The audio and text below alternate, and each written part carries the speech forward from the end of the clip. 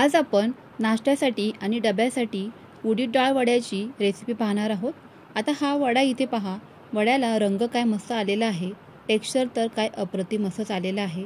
मऊ लुसलुशीत असा हा उडीद डाळ वडा बनवून तयार होतो। सोबतच सांबर रेसिपी सुद्धा शेअर केलेली आहे। अगदी झटपट आणि फटाफट सांबर कसं बनवता येईल ते आजच्या व्हिडिओमध्ये मी सांगितलेलं आहे, त्यामुळे व्हिडिओ अगदी शेवटपर्यंत नक्की बघा। हे उडीद डाळीचे जे काही वडे आहेत ना, तर ते सर्वच जण तळून तर करतातच, पण आज आपण अगदी वेगळ्या पद्धतीने हे अगदीच मऊ होणारे आणि तुम्ही टेक्स्चर तर इथे पाहताय अगदी मस्त असंच आलेलं आहे। अशीच आपण अगदी आगळी-वेगळी अशी ही उडीद डाळ वड्याची रेसिपी पाहणार आहोत। चला तर मग पटकन वेळ न घालवता रेसिपीला सुरुवात करूयात। पण त्याआधी तुम्हाला जर का माझ्या सर्वच रेसिपीज आवडत असतील तर चॅनेलला जरूर सबस्क्राईब करा। चला तर वेळ न घालवता सुरुवात करूयात। सर्वात आधी तर आहे ना, अगदी झटपट इथे सांबर कसं बनवता येईल ते पाहणार आहोत। तर इथे मी कुकरमध्ये तेल घातलेलं आहे, त्यामध्ये आपल्याला मोहरी घालायची आहे। मोहरी चांगली तडतडून द्यायची, म्हणजे फुटून द्यायची, म्हणजे त्याचा जो स्वाद आहे तो खूपच छान उतरतो। टेचून घेतलेला मी इथे काही लसूण घातलेला आहे। गॅसची फ्लेम अगदी स्लो ठेवायची आहे। त्यानंतर आपल्याला यामध्ये मी अशा प्रकारच्या काही मिरच्या घातलेल्या आहेत। तुमच्याकडे जर का नसतील तर तुम्ही हिरव्या मिरच्यासुद्धा अशा बारीक कट करून घालू शकता। लगेचच तेलामध्ये मोहरी फुटल्यानंतर कढीपत्ता घालून घ्यायचा आहे आणि थोडेसे अगदी जिरे घालायचे आहेत।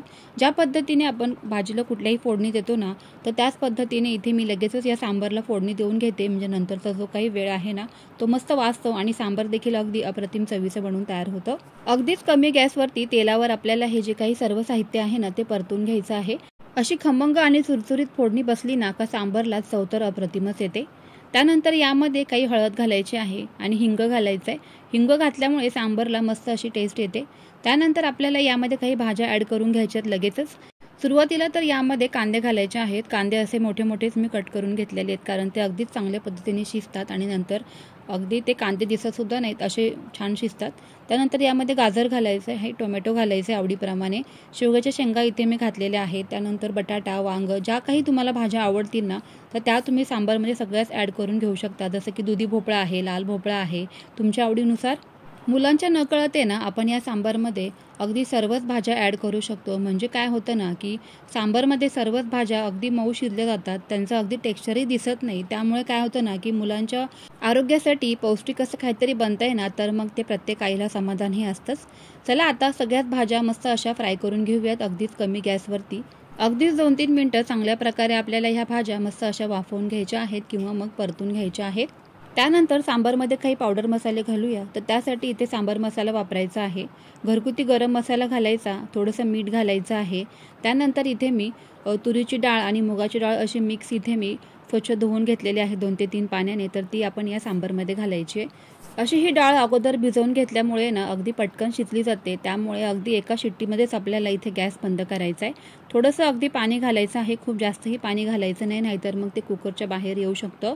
अगदी डाळ बुडेल ना इतपतच आपल्याला यामध्ये पाणी घालायचं आहे, अगदी अशाच प्रकारे। स्लो गॅसवरती आपल्याला फक्त एकच शिट्टी काढून घ्यायची आहे। असं केल्यामुळे सांबारला टेक्स्चर खूप छान येणार आहे। कुकरला झाकण लावून घेऊयात आणि लगेच तिथे पुढची तयारी करूयात। तुम्हाला जर का सकाळी नाश्त्यासाठी हे वडे बनवायचे आहेत ना, तर रात्रीच तुम्हाला ही डाळ पाण्यामध्ये अशी स्वच्छ धुवून भिजत घालायची आहे।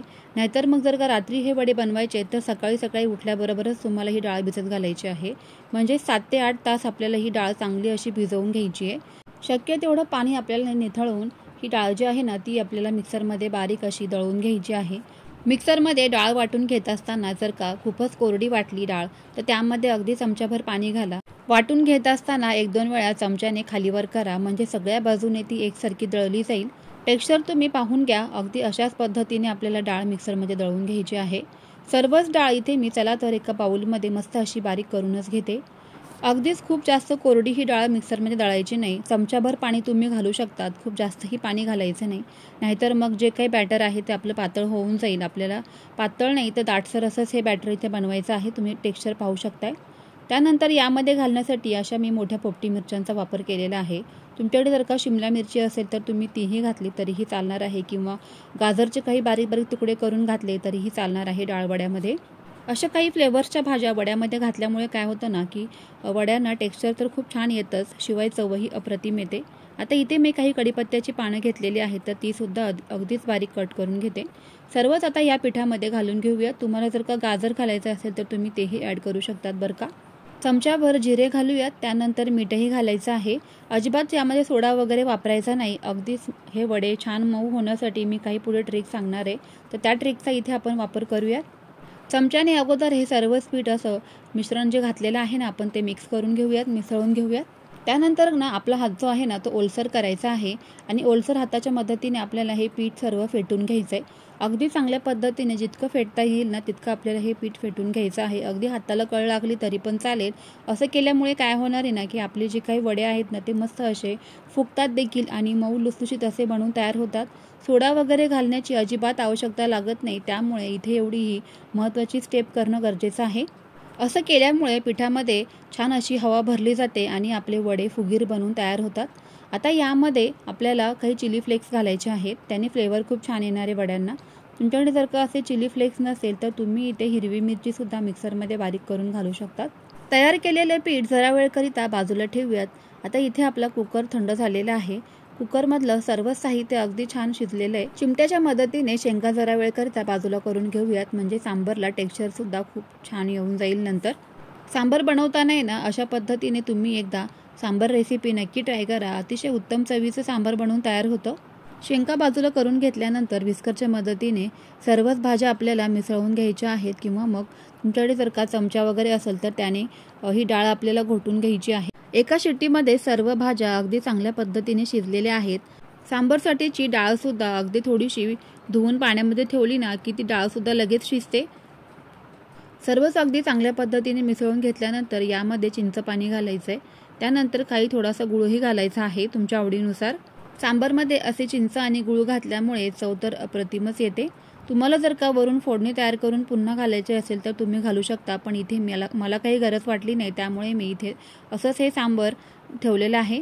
थोडंसं यामध्ये पाणी घातलं म्हणजे डाळ जास्त घट्ट होत नाही. नंतर शेवग्याच्या शेंगा आपण ज्या बाजूला काढून घेतल्या होत्या तर त्या पुन्हा यामध्ये ॲड करायच्या आहेत. पुन्हा एकदा थोडासा गॅस चालू करायचा आहे, म्हणजे सांबर पुन्हा थोडंसं गरम होऊन जाईल. सांबर तर रेडी झालं. त्याला आता वड्याची तयारी करूयात. तर इथे मी स्टीमरची एक प्लेट घेतलेली आहे, तर त्याला असं तेलाने अगोदर ग्रीसिंग करून घ्यायचं आहे. तेलाने ग्रीसिंग करून घ्या किंवा पाणी थोडंसं खाली घातलं तरी पण चालणार आहे. म्हणजे असं केल्यामुळे काय होणार आहे की आपले जे काही वडे आहेत ना डाळ वडे, तर ते खाली चिटकणार नाही. आता हे जे काही बॅटर आपण तयार करून घेतलं होतं तर हात अगोदर थोडासा ओला करायचा. म्हणजे काय होतं ना की हे उडदाचं जे पीठ आहे ना थोडंसं चिवट असतं, चिकट असतं, तर ते हाताला चिटकून बसू शकतं. म्हणून काय करायचं आहे ना की हात पाण्याने ओला करायचा आहे आणि पाण्याच्या मदतीने आपल्याला इथे अगदी मी दाखवते ना त्याच प्रकारे हे वडे आपल्याला बनवून घ्यायचे आहेत, तयार करून घ्यायचे आहेत. प्लेटमध्ये जेवढे मावतील तेवढे आपल्याला हे वडे एका वेळेला तयार करूनच घ्यायचे आहेत. वडे बनवण्याची खूपच सोपी पद्धत आहे. ज्या पद्धतीने आपण मेदूवडे सांबर बनवतो अगदी त्याच प्रकारे आपल्याला ह्या वड्यांना आकार देऊन घ्यायचा आहे. तेलामध्ये अजिबात न तळता आपले हे मेदूवडे अगदी वाफेवर मस्त असे मऊ लुसलुशीत बनवून तयार होतात. ज्यांना तेलकट वगैरे खूप जास्त खायचं नाही आहे किंवा तुम्ही जर का वेट लॉस जर्नीवरती असाल ना तर ही रेसिपी तुमच्यासाठी अगदी फायदेशीर ठरणार आहे. अजिबात हे वडे तेलकट वगैरे होत नाही, मस्त असे मऊ बनवून तयार होतात. त्यामुळे सकाळी तुम्ही मुलांच्या डब्यालाही असे हे वडे बनवून देऊ शकता किंवा मग एखाद्या सुट्टीच्या दिवशीसुद्धा असा नाश्ता तुम्ही सर्वांसाठीच घरामध्ये बनवू शकता.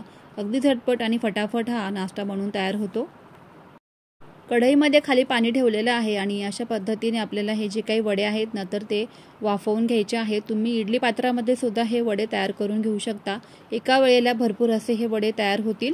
10 मिनिटं हे वडे आपल्याला असेच वाफवून घ्यायचे आहेत. तर त्यानंतर तुम्ही पाहू शकताय वडे अगदी मस्त असे बनवून तयार झालेले आहेत. अगदीच अप्रतिम असं टेक्स्चर आलेलं आहे. तुम्ही सुद्धा अगदी आगळ्या वेगळ्या अशी उडीद डाळ वड्याची रेसिपी एकदा नक्की ट्राय करा. सर्वांनाच खूपच आवडेल याची खात्री मी नक्की देते. रेसिपी आवडली असेल तर लाईक करा. जास्तीत जास्त तुमच्या फ्रेंड्स आणि फॅमिलीसोबत शेअर नक्की करा. चला तर मग फ्रेंड्स पुन्हा भेटूयाच अशाच एका छानशा नवीन व्हिडिओमध्ये. तोपर्यंत always keep smiling and keep cooking. Bye bye friends.